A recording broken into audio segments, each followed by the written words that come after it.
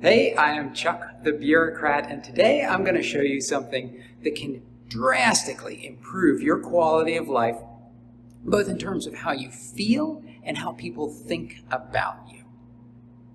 Today, I'm going to show you how to hold a door. Now, you might think that this is an odd thing to invest our time in, but believe it or not, a lot of people get this wrong. So, first things first, there are 4 positions you can stand in when you're going to hold a door. A, B, C, and D. And what you want to do is you want to stand in the A position. That lets you open the door all the way and make the biggest passageway for people to use. A lot of people, what they'll do is they'll stand in position B. But there's a couple problems with this. Number one, you have to reach back through the door. And by doing that, there's a tendency to not open the door all the way, or you put your body in the doorway, and either way, you kind of close that passageway and make it difficult for people to walk through.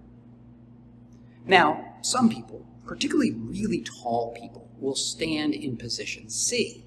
Now here, the problem with standing in position C is that even though the door opens all the way, your arm blocks people from moving, unless you're really tall and people walk underneath your arm. Now, that's fine for kids, but trust me, short adults do not like that. Now, against all reason, you will see people stand in position D. And of course, position D doesn't work because you fully block the door with your body.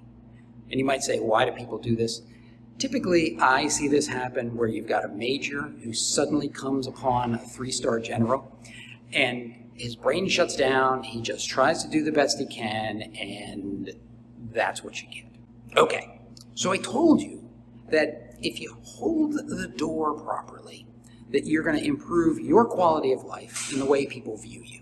Well, if you're like me, sometimes you get working on something, you get in your head, and you go plowing through a door without thinking about the people who are on the other side, or you just let the door slam shut in their face.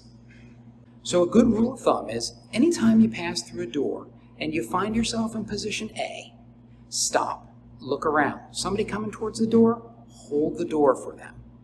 Not only does this kind of let you pause and be polite, but here's how it affects how people think about you.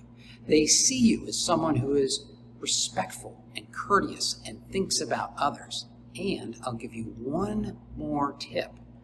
You don't hold it with your hands, you hold it with your foot. That way, you're free to shake hands with people as they come by, and you can have a much more intimate interpersonal interaction. So listen, I'm Chuck the Bureaucrat. If you like my content, please subscribe to my YouTube channel, share me on LinkedIn, and if you have thoughts or comments about ways that I can expand my content or improve it, let me know.